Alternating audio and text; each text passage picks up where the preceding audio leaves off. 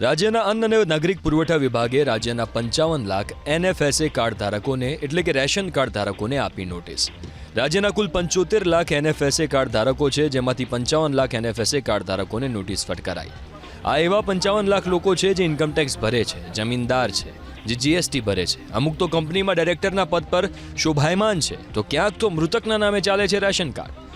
જેને નોટિસ પાઠવવામાં આવી છે તેમણે જિલ્લા પુરવઠા અધિકારીને આપવા પડશે પુરાવા।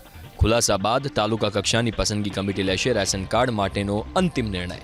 કમિટી જેનો ખુલાસો માન્ય નહીં રાખે તેવા તમામ કાર્ડ નોન NFSA માં ટ્રાન્સફર થશે અને તેમને વિનામૂલ્યે કે સસ્તા દરે અનાજ નહીં મળે। રાજ્યના અન્ન અને નાગરિક પુરવઠા વિભાગે રાજ્યના 55 લાખ NFSA કાર્ડ ધારકોને એટલે કે રેશન કાર્ડ ધારકોને આપી નોટિસ। રાજ્યના કુલ 75 લાખ NFSA કાર્ડ ધારકો છે, જેમાંથી 55 લાખ NFSA કાર્ડ ધારકોને નોટિસ ફટકારાઈ। આ એવા 55 લાખ લોકો છે જે ઇન્કમટેક્સ ભરે છે, જમીનદાર છે, જે GST ભરે છે, અમુક તો કંપનીમાં ડાયરેક્ટરના પદ પર શોભાયમાન છે, તો ક્યાંક તો મૃતકના નામે ચાલે છે રેશન કાર્ડ।